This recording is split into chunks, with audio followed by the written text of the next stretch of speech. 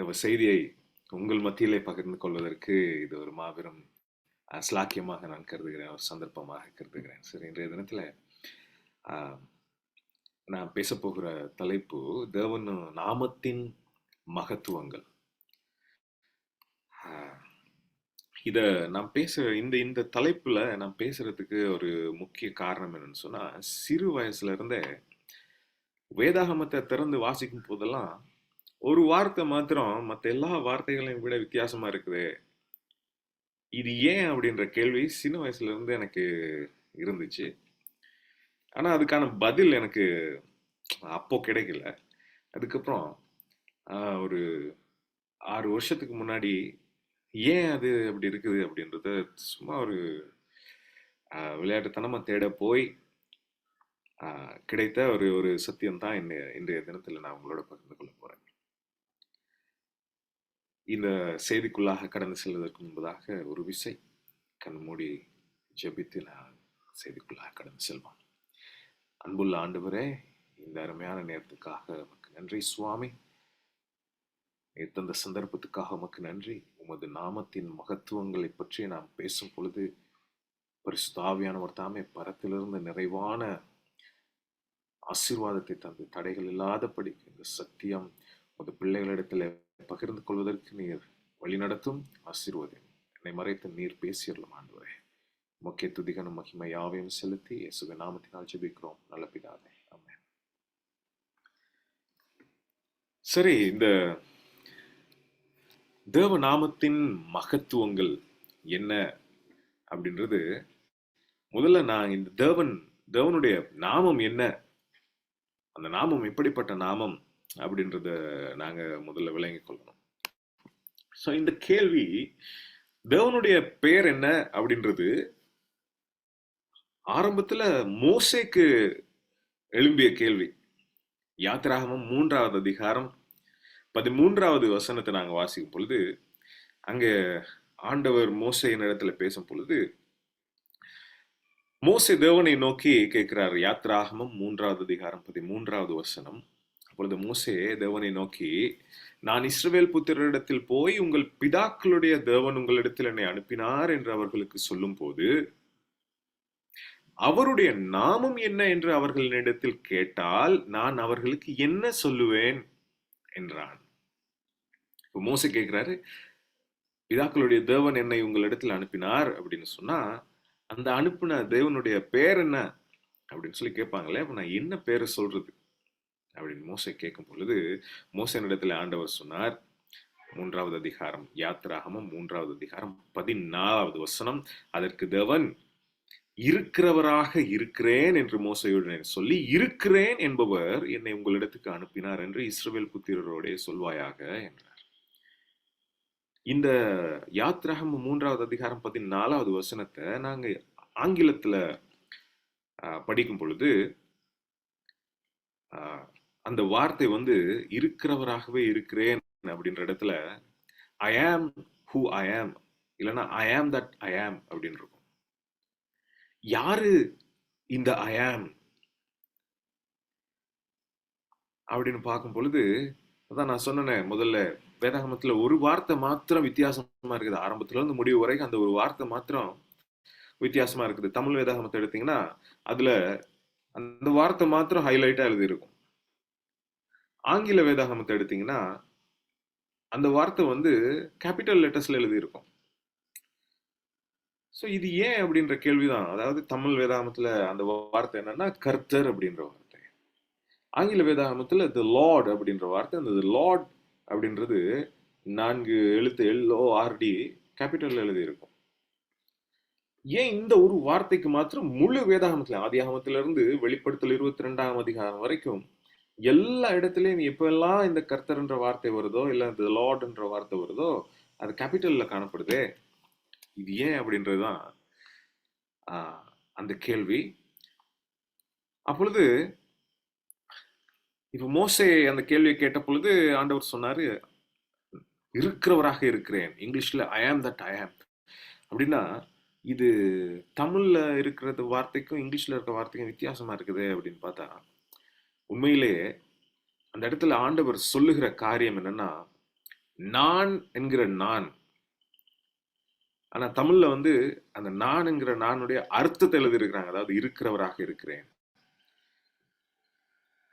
ஆனா ஆங்கிலத்துல அல்லது வேற மூல பாஷையில நாங்க போய் பார்க்கும் பொழுது அது வந்து நான் என்கிற நான், அதான் ஆண்டவருடைய பெயர் என்ன, நான் என்கிற நான். இங்கிலீஷ்ல வாசிச்சா அது அழகா இருக்குது. 14வது வசனம், and God said unto Moses, I am that I am, and he said that you say unto the children of Israel, I am hath sent me unto you. நான் என்கிறவர் என்னை உங்களிடத்துக்கு அனுப்பினார் என்று சொல் என்றார். ஆண்டவருடைய பெயர் என்னன்னா நான் என்கிற நான். இப்ப 15வது வசனத்துல திரும்பவும் ஆண்டவர் சொல்றாரு, மேலும் தேவன் மோசையை நோக்கி, ஆபிரகாமின் தேவனும் ஈசாக்கின் தேவனும் யாக்கோபின் தேவனுமாய் இருக்கிற உங்கள் பிதாக்களுடைய தேவனாகிய கர்த்தர் என்னை உங்களிடத்துக்கு அனுப்பினார் என்று நீ இஸ்ரவேல் புத்திரருக்கு சொல்வாயாக. என்றைக்கும் இதுவே என் நாமம், தலைமுறை தலைமுறை தோறும் இதுவே என் பேர் பிரஸ்தாபம் என்றார். இப்போ ஆண்டவர் மோசைக்கு முதல்ல யாரும் ஆண்டவர்கிட்ட உங்க பேர் என்ன ஆண்டவர்னு கேட்டதில்லை. மோசை முதல்ல கேட்டாரு. மோசையின் இடத்துல ஆண்டவர் வெளிப்படுத்தின காரியம் என்னன்னா, இருக்கிறவராக இருக்கிறேன், அல்லது நான் என்கிற நான், இது என்னுடைய பெயர், நான் என்பது என்னுடைய பெயர். அப்புறம் சொல்றாரு, ஆபிரகாம் ஈசாக்கு யாக்கோபின் தேவனாகிய பிதாக்களுடைய தேவனாகிய கர்த்தர் என்கிறது என்னுடைய பெயர். திரும்ப 6வது அதிகாரம், யாத்திராகமம் 6வது அதிகாரத்துல வரும் பொழுது 2வது 3வது வசனங்களை வாசிக்கும் பொழுது அங்க சொல்றார் ஆண்டவர், மேலும் தேவன் மோசையை நோக்கி, நான் யெகோவா சர்வ வல்லமையுள்ள தேவன் என்னும் நாமத்தினால் நான் ஆபிரகாமுக்கும் ஈசாக்குக்கும் யாக்கோபுக்கும் தரிசனமானேன், ஆனாலும் யெகோவா என்னும் நாமத்தினால் நான் அவர்களுக்கு அறியப்படவில்லை. அப்படின்னா இந்த யெகோவா என்ற பெயர் ஆபிரகாம் ஈசாக்கு யாக்கோபுக்கெல்லாம் தெரியாது. முதல்ல ஆண்டவர் மோசையின் இடத்துலதான் அந்த பெயரை வெளிப்படுத்துறார். நான் யெகோவா அப்படின்னு சொன்னார். இப்போ நீங்க பழைய ஏற்பாட்டை எடுத்து பார்க்கும் பொழுது கிட்டத்தட்ட 6500 தடவைகள் இந்த கர்த்தர் என்ற வார்த்தை இருக்குது. அல்லது ஆங்கிலத்துல த லார்ட் அப்படின்ற வார்த்தை 6500 தடவைகள். ஏன் இந்த ஒரு வார்த்தைக்கு இவ்வளவு முக்கியத்துவம் கொடுக்கப்பட்டிருக்குது? இந்த ஒரு வார்த்தை ஏன் காணப்படுற எல்லா இடத்துலையும் இப்படி கேப்ஸ்ல எழுதி இருக்குது? இல்லைன்னா தமிழ்ல நமக்கு கேபிட்டல் சிம்பிள் லெட்டர்ஸ் இல்லைன்றதுனால இது வந்து ஹைலைட்டா எழுதி இருக்குது. இல்ல வேற்று மொழிகளை நாங்க எடுத்த, எனக்கு தெரிஞ்ச சிங்களம் பாஷையை நாங்க எடுத்துட்டோம்னா அதுல கூட அது ஹைலைட்டா எழுதி இருக்குது. இதுக்கு என்ன காரணம், என்ன இந்த முக்கியத்துவம்? சரி, இப்போ எபிரேய பாஷையில, மூல பாஷையான எபிரேய பாஷையில இந்த வார்த்தை எப்படி எழுதி இருக்குது அப்படின்றத நான் உங்களுக்கு காட்ட விரும்புறேன். எபிரேய பாஷையில இந்த கர்த்தர்ன்ற வார்த்தை எங்கெல்லாம் காணப்படுதோ அங்கெல்லாம் இந்த ஸ்கிரீன்ல நீங்க பாக்குற அந்த 4 எபிரேய வார்த்தைகள் தான் இருக்குது. அதாவது எபிரேய தமிழ் மாதிரி நாங்க முன்னால இருந்து பின்னால வாசிக்கிறது இல்ல. எபிரேய பாஷை வந்து பின்னால இருந்து முன்னால வாசிக்கிறோம். அப்ப முதலாவது அந்த சின்ன எழுத்து, அதுக்கப்புறமா தான் அந்த பின்னால இருந்து நாங்க அரபு பாஷை வாசிக்கிற மாதிரி தான் இந்த எபிரேய பாஷையும் வாசிக்கிறோம். ஸோ அந்த வார்த்தைக்கான உச்சரிப்புகள் அப்படின்னா யா, ஹா, வா, ஹா அப்படின்ற அந்த உச்சரிப்புகள் தான் வரும். ஸோ இந்த வார்த்தைக்கான சரியான உச்சரிப்பு எப்படி அப்படின்னா யாவே அப்படின்னு சொல்லப்படுது. இந்த வார்த்தை யாவே. அது பிரிட்டானிக்கா என்சைக்ளோபீடியா என்ன சொல்லுதுன்னு சொன்னா, இந்த யாவேன்ற வார்த்தை தான் அது சரியான உச்சரிப்பு. ஆனாலும் இது லத்தீன் பாஷையில யானா அல்லது ஒய் எழுத்து இல்லைன்றதுனால அவங்க ஒய்க்கு பதிலா ஜே யூஸ் பண்ணி யெகோவா அப்படின்னு சொல்லி அதை மாத்தினாங்க மொழிபெயர்க்கும் பொழுது. அது காலப்போக்கில் அப்படியே ஜெஹோவான்றே வந்துருச்சு. அதனால எந்த ஒரு மொழிபெயர்ப்புலையும், எந்த ஒரு வேதாகம மொழிபெயர்ப்புலையும் யாவேன்ற அந்த பதம் இல்லை, காணப்படுவதில்லை. எல்லா மொழிபெயர்ப்புலையும் இந்த ஜெஹோவா அல்லது தமிழ்ல கூட யெகோவா அப்படின்றதா இருக்குதே தவிர யாவேன்ற வார்த்தை தமிழ் வேதாகமத்துல நமக்கு பார்க்க முடியாது. இப்போ இன்னைக்கு அநேக கிறிஸ்தவர்களுக்கு இந்த தேவனுடைய பெயர் என்ன அப்படின்றது தெரியறது இல்லை. அதனால அநேகர் வந்து ஆஹ், ஏன்னா அதிகமாக இஸ்லாமியர்கள் வந்து வேதாகமத்துல கர்த்தர்ன்னு சொல்றது, தேவன்னு சொல்றது அல்லாதான் அப்படின்னு சொல்லி கூட அநேக கிறிஸ்தவர்கள் இன்னைக்கு இஸ்லாமியர்களா மாறிட்டு இருக்கிறாங்க. ஏன் அட்வென்டிஸ்டுகள் கூட ஆஹ், இஸ்லாமியர்களா மாறிட்டு இருக்காங்க. இப்போ இந்த வார்த்தை, இந்த யாவே அப்படின்ற வார்த்தை யூதர்கள் எப்படி உச்சரித்தாங்க அப்படின்றத நம்ம பார்த்தோம்னா, ஆஹ், இந்த யாவே அப்படின்ற வார்த்தை காணப்பட்ட எல்லா இடத்துலையும் அவங்க வந்து யாவேன்னு சொல்லி வாசிக்கிறது இல்ல, அதுக்கு பதிலா அதோனாய் அப்படின்னு சொல்லி வாசிச்சாங்க. த யூதர்கள் வந்து அந்த நாமத்தை, அந்த பெயரை தங்களுடைய நாவினால் ஒருபோதும் உச்சரிப்பதே இல்லை. அது மாத்திரம் இல்ல, அவங்க அந்த தேவனுடைய பெயரை எழுதுற நேரத்துல வேதாகம எழுத்தாளர்கள் என்ன செஞ்சாங்கன்னு சொன்னா, அந்த காலத்துல வேதாகமத்தை எழுதும் பொழுது 2 பேனா வச்சிருந்தாங்களாம். ஒரு பேனா வேதாகமத்தில் உள்ள எல்லா வார்த்தைகளையும் எழுதுறதுக்காக, இன்னொரு பேனா வேதாகமத்துல தேவனுடைய பெயர் எழுதுறதுக்கு மாத்திரம், அதாவது கர்த்தர் அப்படின்ற அந்த யாவே அப்படின்ற வார்த்தை எழுதுறதுக்கு மாத்திரம் ஒரு பேனா வச்சிருந்தாங்க. ஒவ்வொரு தடவையும் பழைய பாட்டில் பார்த்தோம்னா 6500 தடவைகள் இந்த பெயர் இருக்குது. எனவே 6500 தடவைகள் அவங்க ஒவ்வொரு தடவை எழுதும் பொழுது முழங்கால் படிட்டு ஜெபம் பண்ணி அந்த விசேஷமா இருக்கிற அந்த பேனாவை எடுத்து அந்த கர்த்தருடைய பெயரை எழுதி திரும்ப ஜெபம் பண்ணி அந்த பேனாவை வச்சுட்டு மற்ற பேனா எடுத்து மற்ற வார்த்தைகள் எழுதுவாங்க. இப்படி 6500 தடவைகள் செய்வாங்க. இது பாஸ்டர் டக் பேச்சுலர் ஒரு புத்தகம் எழுதியிருக்கிறார், த நேம் ஆஃப் காட் அப்படின்னு சொல்லி. அந்த புத்தகத்துல இந்த விஷயத்த பாஸ்டர் டக் பேச்சுலர் எழுதியிருக்கிறார். எனவே இந்த தேவனுடைய பெயர் எழுதுற அந்த பேனால வேற எந்த ஒரு வார்த்தையும் கூட அவங்க எழுதுறது கிடையாது வேதாகம எழுத்தாளர்கள். அவ்வளவு முக்கியத்துவம் இந்த வேத தேவனுடைய நாமத்துக்கு கொடுக்கப்பட்டது. சரி, இது என்ன ஸ்கிரீன்ல நீங்க பாத்தீங்கன்னு சொன்னா, இந்த விஷயம் இப்ரேய எழுத்துக்கள் காணப்படுது, அலெஃப் பெத் கிமெல் தாலெத் ஹேவா அப்படின்னு சொல்லி. அதே மாதிரி எபிரேயர்களுக்கு இலக்கங்கள் கிடையாது. இப்போ நம்ம வந்து 1 2 3 இருக்கிறது இந்து அராபிய இலக்கங்கள்னு சொல்லுவோம்.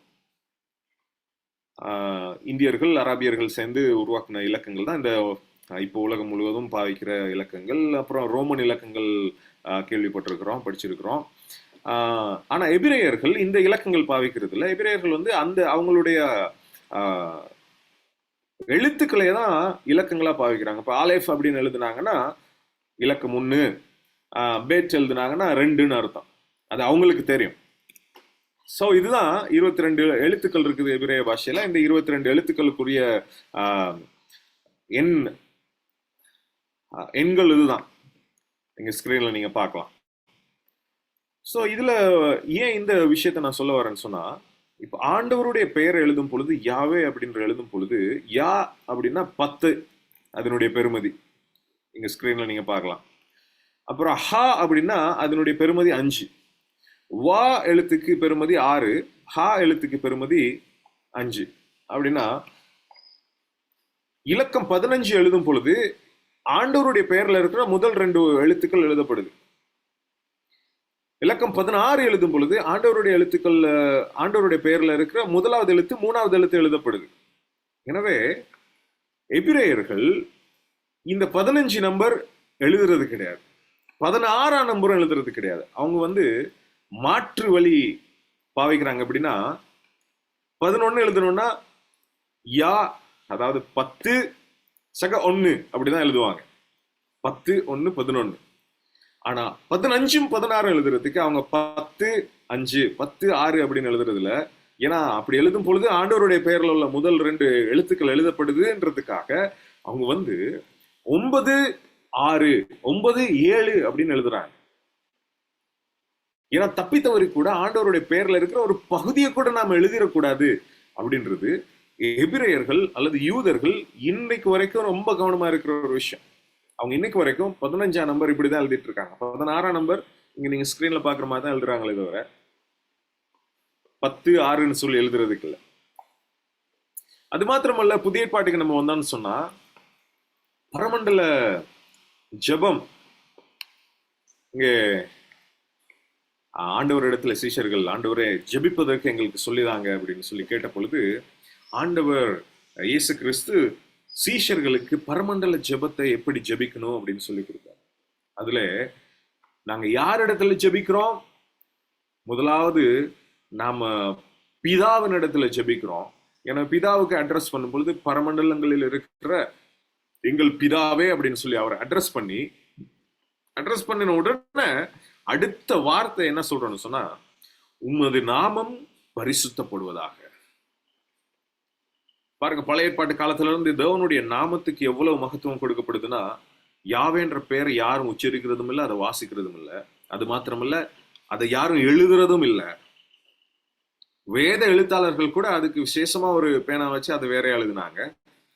அப்புறம் நம்பர் 15 கூட யாரும் எழுதுறது கிடையாது. ஏன்னா ஆண்டவருடைய பெயர்ல இருக்கிற முதல் 2 வார்த்தைகள் அந்த எழுத்துக்கள் இருக்குது அப்படின்றதுக்காக 16 எழுதுறது இல்லை.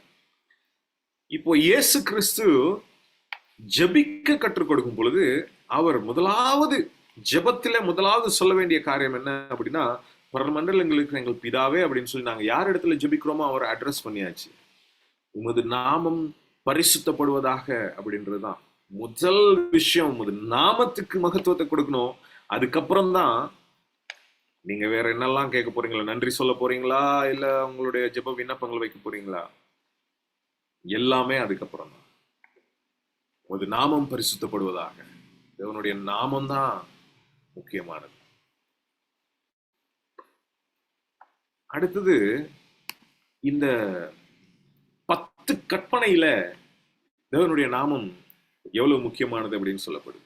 10 கற்பனையை நாங்க பார்த்தோம்னா, நம்ம அட்வென்டிஸ்டுகளா இருக்கிறனால நமக்கு தெரியும் 10 கற்பனையில பிரதான கற்பனை எது அப்படின்னு சொல்லி நம்மகிட்ட கேட்டா நம்ம சொல்லுவோம் ஓய்வு நாள் கற்பனை, அல்லது 4வது கற்பனை it is the crown of 10 commandments சொல்லுவோம். 10 கற்பனையின் கிரீடமாக 4வது கற்பனை ஓய்வு நாள் கற்பனை இருக்குது. அப்போ என்ன இந்த இந்த அதாவது தேவனுடைய நாமம் அப்படின்ற அந்த ஸ்பெக்ஸ் போட்டுட்டு இந்த 10 கற்பனையை பார்க்கும் பொழுது சரியா நமக்கு தேவனுடைய the seal of God 4வது கற்பனையில இருக்குது. அதனால அது crown of the 10 commandments அப்படின்னு நம்ம சொல்லுவோம். பட் இந்த தேவனுடைய நாமம் அப்படின்ற இந்த கண்ணாடியோட நாங்க கண்ணோட்டத்தோட பார்க்கும் பொழுது அப்படி பார்த்தாலும் அந்த 4வது கற்பனை தான் முக்கியமானதா இருக்கும். ஏன்னா 4வது கற்பனையில கர்த்தருடைய நாமம் யாவே என்ற பெயர் 3 தடவைகள் காணப்படுது. வேற எந்த கற்பனையிலையும் கர்த்தருடைய பெயர் அத்தனை தடவைகள் இல்லை. ஆனா இந்த 3வது கற்பனை யாத்திராகமம் 20வது அதிகாரம் 7வது வசனத்துல, உன் தேவனாகிய கர்த்தருடைய நாமத்தை வீணிலே வழங்காதிருப்பாயாக, கர்த்தர் தம்முடைய நாமத்தை வீணிலே வழங்குகிறவனை தண்டியாமல் விடார். சின்ன ஒரு கற்பனை தான், ஆனா கர்த்தருடைய நாமம் 2 தடவை இருக்குது. அந்த கற்பனை சரியா சொன்னா, உன் தேவனாகிய யாவேனுடைய நாமத்தை வீணிலே வழங்காதிருப்பாயாக, யாவே தம்முடைய நாமத்தை வீணிலே வழங்குகிறவனை தண்டியாமல் விடார். எனவே இந்த கண்ணோட்டத்தோட பார்க்கும் பொழுது இந்த 3வது கற்பனை ரொம்ப முக்கியமான ஒரு கற்பனை. ஆனா இன்னைக்கு அதனுடைய முக்கியத்துவத்தை அநேக தெரிந்து கொள்வதில்லை. இன்னைக்கு ஆண்டவருடைய பெயர் எப்படியெல்லாம் வீணடிக்கப்படுது அப்படின்றத நம்ம பார்த்துட்டு தான் இருக்கிறோம் உலகத்துல. கர்த்தருடைய நாமம் வல்லமை உள்ளது. அது எப்படிப்பட்ட நாமம் அப்படின்னு சொல்லி வேதாகமத்திலிருந்து சில வசனங்களை உங்களுக்கு நான் வாசிக்க விரும்புறேன். ஏசாயா 42வது அதிகாரம் 8வது வசனத்துல, ஏசாயா 42:8, நான் கர்த்தர் அப்படின்னா நான் யாவே, இது என் நாமம், என் மகிமையை வேறொருவனுக்கும் என் துதியை விக்கிரகங்களுக்கும் கொடேன் ஆண்டவர் சொல்றார். ஏசாயா 45வது அதிகாரம் 5வது வசனம், நானே கர்த்தர், வேறொருவர் இல்லை, என்னை தவிர தேவன் இல்லை. இந்த வசனங்கள்லாம் தான் சில இஸ்லாமிய சகோதரர்கள் இந்த வசனத்தை வச்சுதான் அநேக கிறிஸ்தவர்கள் இன்னைக்கு வழி தவற விட்டுட்டு இருக்கிறாங்க. கர்த்தர் என்ன தவிர வேற ஒருத்தர் இல்லைன்றாரு, நீங்க என்ன 2வது மனுஷனா இயேசு கிறிஸ்துவ வணங்குறீங்க, ஒரு மனுஷனை வணங்கிட்டு இருக்கீங்க அப்படின்னு சொல்லி கேள்வி எழுப்புறாங்க. நானே கர்த்தர், வேற ஒருவர் இல்லை. ஏசாயா 45வது அதிகாரம் 18வது வசனத்துல, வானங்களை சிருஷ்டித்து பூமியை வெறுமையாக இருக்க சிருஷ்டியாமல் அதை குடியிருப்புக்காக செய்து படைத்து அதை உருவேற்படுத்தினதவனாகிய கர்த்தர் சொல்லுகிறதாவது, நானே கர்த்தர், வேறொருவர் இல்லை. உபாகமம் 28வது அதிகாரம் 58வது வசனம், உன் தேவனாகிய கர்த்தர் என்னும் மகிமையும் பயங்கரமுமான நாமத்துக்கு பயப்படும்படி. கர்த்தருடைய நாமம் எப்படின்னா மகிமையும் பயங்கரமுமான கற்பனை நாமம், அதற்கு பயப்படு அப்படின்னு சொல்றார். 113வது சங்கீதம் 2வது வசனம், இது முதல் என்றென்றைக்கும் கர்த்தருடைய நாமம் ஸ்தோத்திரிக்கப்பட கடவுது. தொடர்ந்து இந்த மாதிரி நூற்றுக்கணக்கான வசனங்கள் வேதாகமத்திலிருந்து என்னால காட்டிட்டே இருக்க முடியும். ஏசாயா 54வது அதிகாரம் 5வது வசனம், உன் சிருஷ்டிகரே, உன் நாயகர், சேனைகளின் கர்த்தர் என்பது அவருடைய நாமம். இஸ்ரவேலின் பரிசுத்தர், உன் மீட்பர், அவர் சர்வ பூமியின் தேவன் எனப்படுவார். இப்போ இது பழைய ஏற்பாட்டுல இருந்து வாசிச்சோம். புதிய ஏற்பாட்டுல தேவனுடைய நாமத்துக்கு என்ன மகத்துவம் கொடுக்கப்படுது? பிலிப்பியர் 2வது அதிகாரம், பிலிப்பியர் 2வது அதிகாரம் 9வது வசனத்திலிருந்து 11வது வசனம் வரைக்கும் வாசிக்கும் பொழுது, பிலிப்பியர் 2வது அதிகாரம் 9வது வசனத்திலிருந்து 11வது வசனம்,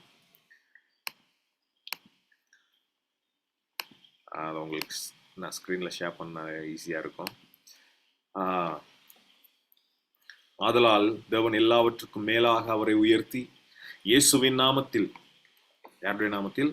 இயேசுவின் நாமத்தில் வானோர் பூதலத்தோர் பூமியின் கீழானோருடைய முழங்கால் யாவும் முடங்கும்படிக்கு பிதாவாகிய தேவனுக்கு மகிமையாக இயேசு கிறிஸ்து கர்த்தர் என்று நாவுகள் யாவும் அறிக்கை பண்ணும் படிக்கும் எல்லா நாமத்துக்கும் மேலான நாமத்தை அவருக்கு தந்தருளினார்.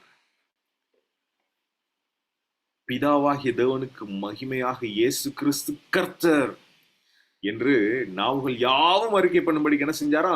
எல்லா நாமத்துக்கும் மேலான நாமத்தை அவருக்கு தந்தருளினார். எங்க உள்ள எல்லா நாமத்துக்கும் மேலானது? வானோர் பூதலத்தோர் பூமியின் கீழானோர் எல்லா நாமத்துக்கும் மேலானது. அப்போஸ்தலர் 4வது அதிகாரம் 12வது வசனம், அவராலே அன்றி வேறொருவராலும் ரட்சிப்பு இல்லை, நாம் ரட்சிக்கப்படும்படிக்கு வானத்தின் கீழெங்கும் மனுஷருக்குள்ளே அவருடைய நாமமே அல்லாமல் வேறொரு நாமம் கட்டளையிடப்படும் இல்லை. ரட்சிப்புனா அது இயேசுவின் நாமம் தான். எபேசியர் 1வது அதிகாரம் 20லிருந்து 23வது வசனங்கள் ரொம்ப அருமையான வசனங்கள். எல்லா துரைத்தனத்துக்கும், அதிகாரத்துக்கும், வல்லமைக்கும், கர்த்தத்துவத்துக்கும் இம்மையில் மாத்திரமல்ல நாமத்துக்கும் மேலாய் அவர் உயர்ந்திருக்கத்தக்கதாக. இம்மையில் மாத்திரம் இல்லைங்க, மறுமையிலும் என்னென்ன பேரெல்லாம் நீங்க சொல்லுவீங்களோ, அந்த என்ன பேரை சொன்னீங்கனாலும் அந்த பேருக்கு மேலான நாமத்தை உடைய எல்லா நாமத்துக்கும் மேலாக அவர் உயர்ந்திருக்கிறார். இயேசு கிறிஸ்து ராஜாதி ராஜா, கர்த்தாதி கர்த்தா என்னும் நாமம் அவருடைய வஸ்திரத்தின் மேலும் அவருடைய தொடையின் மேலும் எழுதப்பட்டிருந்த வெளிப்படுத்தல் 19வது அதிகாரம் 16வது வசனம். இயேசு கிறிஸ்துவினுடைய பெயர் எல்லா நாமத்துக்கும் மேலான நாமம். இன்னைக்கு இந்த இயேசு கிறிஸ்துவனுடைய பெயர் எப்படி பயன்படுத்தப்படுது? இன்னைக்கு இயேசு கிறிஸ்துவின் பெயர் எப்படி பயன்படுத்தப்படுது அப்படின்னு சொல்லி இன்னைக்கு உலகத்தை நம்ம ஒரு விஷயம் திரும்பி பார்த்தோம்னா, கிறிஸ்தவர்கள் அல்லாதவர்கள் கூட இயேசுவின் நாமத்தை உலகெல்லாம் இழிவுபடுத்துறது கிடையாது. கிறிஸ்தவர்கள் தான் எனக்கு இயேசுவின் நாமத்தினால அற்புதம் செய்றேன், அதை செய்றேன், இதை செய்றேன்னு சொல்லி இந்த நாமம் மிகவும் கேவலப்படுத்தப்பட்டு, இயேசுவின் நாமத்தை சொல்லி என்னத்தை வேணாலும் விற்கலாம், என்னத்தை வேணாலும் செய்யலான்ற நிலைமை இன்னைக்கு உருவாகிருச்சு. இயேசு நாமத்தை சொல்லி சீடி விற்கிற அளவுக்கு இன்னைக்கு கிறிஸ்தவர்கள் வளமா வளர்ந்திருக்கிறாங்க. சங்கீதம் 111வது சங்கீதம் 9வது வசனம், அவர் தமது ஜனத்துக்கு மீட்பை அனுப்பி தமது உடன்படிக்கை நித்திய உடன்படிக்கையாக கட்டளையிட்டார். அவருடைய நாமம் பரிசுத்தமும் பயங்கரமுமானது. ஆண்டவருடைய நாமம் பரிசுத்தமானது, அதே நேரம் பயங்கரமானது.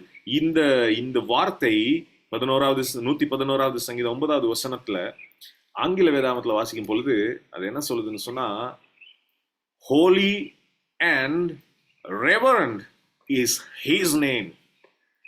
இந்த ரெவரண்ட் அப்படின்ற வார்த்தை நீங்க கிங் ஜேம்ஸ் வெர்ஷன் பைபிள் அல்லது NIV ESV ISV எந்த பைபிள்லையும் இந்த ரெவரண்ட்ன்ற வார்த்தையே கிடையாது. முழு வேதாகமத்திலையும் கிடையாது. கிங் ஜேம்ஸ் வெர்ஷன்ல மாத்திரம்தான் இந்த ரெவரண்ட்ன்ற வார்த்தை ஒரே ஒரு இடத்துல காணப்படுது. அது எங்க? 111வது சங்கீதம் 9வது வசனம். அதுவும் இப்ப புதுசா வர்ற கிங் ஜேம்ஸ் வெர்ஷன்லாம் இந்த வார்த்தை வந்து ஆசம்னு தான் இருக்கு. ரெவரன் என்ற வார்த்தை இல்ல. பழைய கிங் ஜேம்ஸ் வெர்ஷன்ல மாத்திரம் தான் ரெவரன் என்ற வார்த்தை இருக்கு. ரெவரன்ட்ன்றது யாருடைய பெயர்? Holy and reverend is his name. ஆண்டவருடைய பெயர், கர்த்தருடைய நாமம் பரிசுத்தமும் பயங்கரமுமானது. இன்னைக்கு கர்த்தருக்கு ஸ்தோத்திரம், நம்முடைய சபையில நம்ம யாரையுமே ரெவரண்ட்னு சொல்லி கூப்பிடுறது இல்லை. பாஸ்டரா இருக்கட்டும், இல்ல டிவிஷன் பிரசிடென்டா இருக்கட்டும், ஜிசி பிரசிடென்டா கூட இருக்கட்டும், யாரையுமே ரெவரண்ட்னு சொல்றது இல்லை. ஏன்னா அது ஆண்டவருடைய பெயர். இன்னைக்கு அநேகர் ஒரு எங்கேயாவது ஒரு மூலை முடுக்குல ஒரு சபை போதகரோட கோச்சிட்டு தனியா போய் ஒரு சபையை ஸ்டார்ட் பண்ணுவாங்க. அப்புறம் கொஞ்ச நாள்ல நான் ரெவரண்ட் ஆயிட்டேன்னு சொல்லிட்டு அந்த ஒரு காலர் ஒன்று போட்டுட்டு வருவாங்க. நான் ஒரு ரெவரண்ட், பயங்கரமாயிட்டேன்னு அர்த்தம். தமிழ்ல பரிசுத்தமும் பயங்கரமுன்றதுக்கு தான் இங்கிலீஷ்ல ரெவரண்ட். நான் பயங்கரமாயிட்டேன்ப்பா அப்படின்னு. ஆண்டவருடைய பேரை நாம வச்சுட்டு என்ன பண்ண முடியும்? அவருடைய பெயர் பரிசுத்தமானது, எல்லா நாமத்துக்கும் மேலான நாமம் இயேசுவின் நாமம்னு சொல்லி வேதாகமம் சொல்லுது. முழங்கால்கள் யாவும் முடங்கும் அந்த நாமத்துக்கு. அந்த நாமத்தை வச்சுட்டு இன்னைக்கு பிசினஸ் பண்ணி என்னென்னமோ அநியாயமா அட்டூழியங்களும் ஊழியத்துக்கு பதிலாக இன்னைக்கு உலகத்துல நடந்துட்டு இருக்குது. இயேசுவின் நாமம் வல்லமையுள்ள நாமம், மகத்துவம் நிறைந்த நாமம். இன்னைக்கு அந்த நாமத்தை பயன்படுத்திட்டு சுய இச்சைகளை நிறைவேற்றுறதுக்காக அநேக கிறிஸ்தவ போதகர்களும் கிறிஸ்தவர்களும் மூளை முடுக்கெல்லாம் ஓடி ஓடி இயேசுவின் நாமத்தை வித்துக்கிட்டு இருக்கிறாங்க. இந்த உலகத்திலேயே best business brand is Jesus. இயேசுவின் நாமத்தை சொல்லி நீங்க என்னத்தை வேணாலும் விற்கலாம். இயேசுவின் நாமத்தை சொல்லி நீங்க என்னத்தை வேணாலும் விற்கலாம். அப்படி நிலைமை ஆயிப்போச்சு. அவர் நாமம் ஒன்றும் அவ்வளோ சீப்பான நாமம் கிடையாது.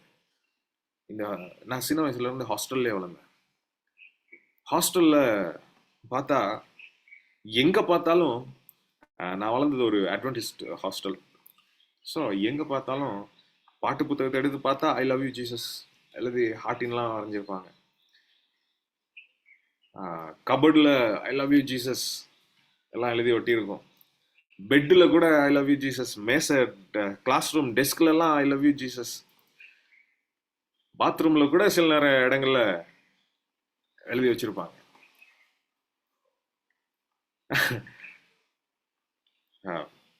சொல்றதுக்கு நானே மேசையில எல்லாம் செதுக்கி இருக்கிறேன் ஜீசஸ். இந்த பேர் அவ்வளவு சீப்பான பேர் இல்ல. பழைய பாட்டு காலத்துல பாத்தீங்கன்னா யாவேன்ற வார்த்தைய யாரும் எழுதுனதும் கிடையாது, உச்சரித்ததும் கிடையாது. அவங்க வேதத்துல 6500 தடவைகள் கர்த்தர் என்ற வார்த்தை வர்ற இடத்துல எல்லாம் அதோ நாயின்னு சொல்லிதான் உச்சரித்து எழுதுனாங்க. ஆனா இன்னைக்கு இயேசு அப்படின்ற பேருக்கு அந்த மகத்துவம் கிடையாது. அந்த பயம் யாருமே அந்த அந்த இயேசுன்ற பேரை யாருமே அவ்வளவு கௌரவமாக பரிசுத்தமாக பார்க்கறது கிடையாது. இயேசு அப்படின்றது யார் வேணாலும் என்ன வேணாலும் சொல்லலாம், அந்த பேரை வச்சுட்டு யார் வேணாலும் என்ன வேணாலும் விற்கலாம் அப்படின்ற மாதிரி ஆயிடுச்சு. ஆனா அந்த பெயர் பரிசுத்தமானது. முழங்கால்கள் யாவும் முடங்கும்படி இம்மையில் மாத்திரமல்ல மறுமையில் பெயர் பெற்றிருக்கும் எல்லா நாமத்துக்கும் மேலாய் அவர் உயர்ந்திருக்கிறார். இப்போ இந்த இயேசு அல்லது நான் என்கிற நான் அப்படின்னு மோசே இடத்துல சொன்னாரே, அந்த நான் அப்படின்றது யாரு அப்படின்றத இன்னும் கொஞ்சம் நம்ம ஆழமா பார்க்கணுமா இருந்தா, இயேசு கிறிஸ்து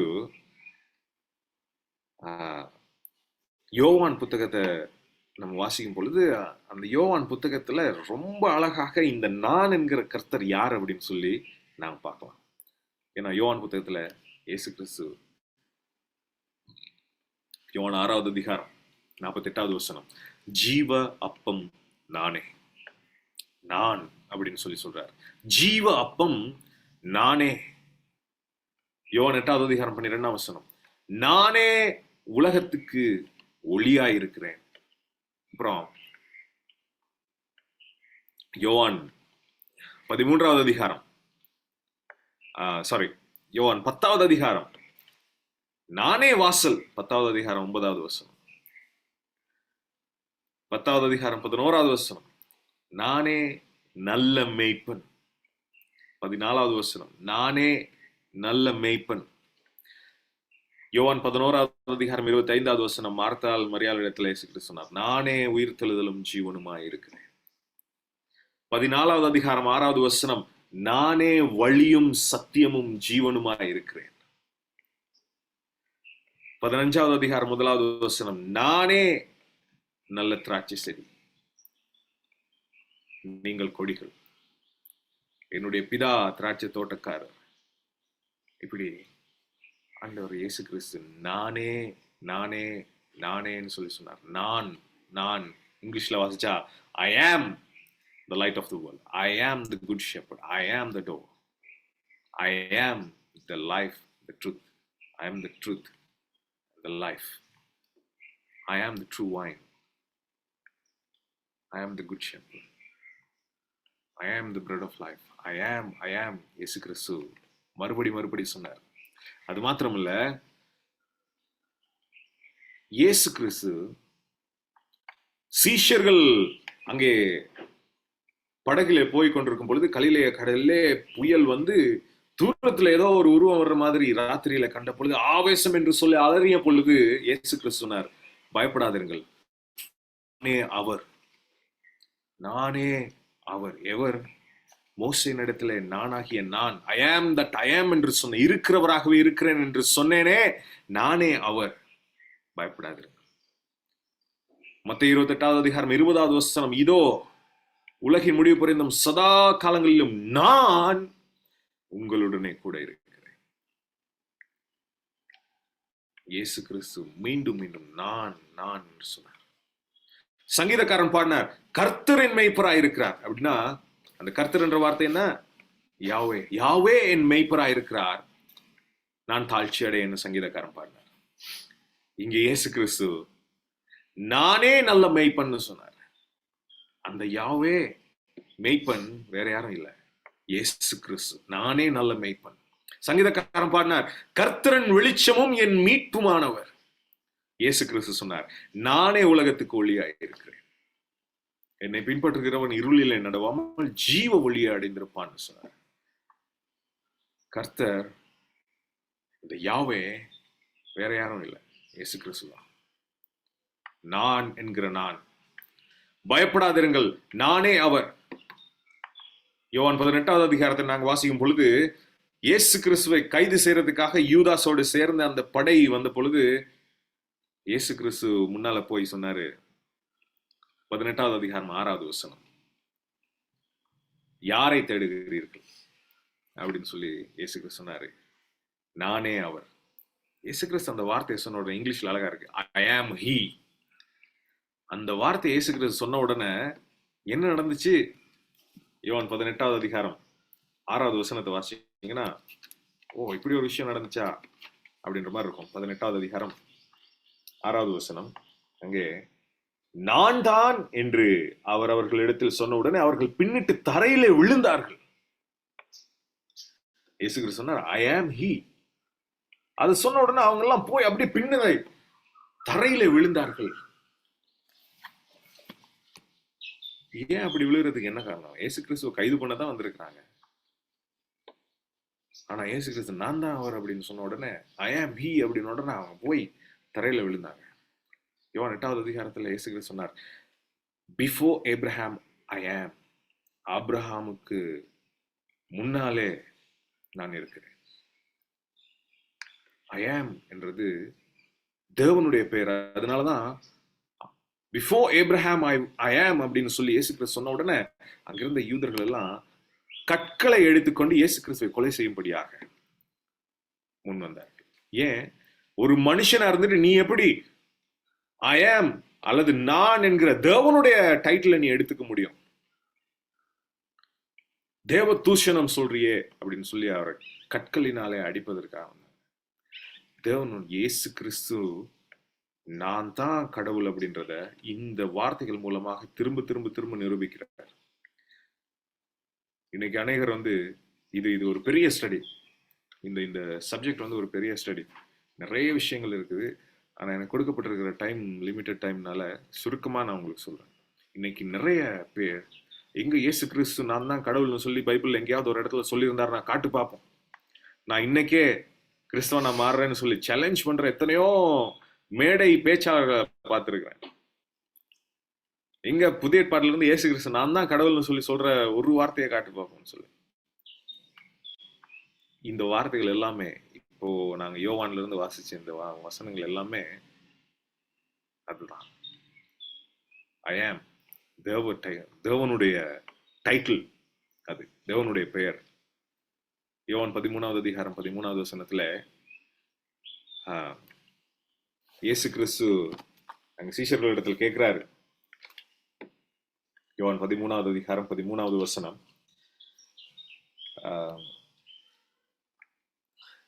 நீங்கள் என்னை போதகர் என்றும் ஆண்டவர் என்றும் சொல்லுகிறீர்கள், நீங்கள் சொல்லுகிறது சரியே, நான் அவர்தான். இது இங்கிலீஷ்ல எப்படின்னா ஐ am he, I am he. இந்த ஐ ஆம் ஹீ அப்படின்ற வார்த்தை ஏசாயா புத்தகத்துல நிறைய இடத்துல வருது. நானே அவர் என்று நீங்கள் அறிந்து கொள்வீர்கள், அறிந்து கொள்ளுங்கள் அப்படின்னு சொல்லி ஏசாயா புத்தகத்துல 2-3 இடங்கள்ல வருது. ஐ ஆம் ஹீ அப்படின்றது கூட தேவனுடைய ஒரு டைட்டில். நானே அவர், நீங்கள் சொல்லுகிறது சரியே. இது இங்கிலீஷ்ல பார்த்தோம்னா you call me lord and master and you are right, I am he, நானே அவர். தேவனுடைய நாமம் எப்படிப்பட்டது, தேவனுடைய நாமம் எவ்வளவு மகிமையானது, எவ்வளவு மகத்துவமானது.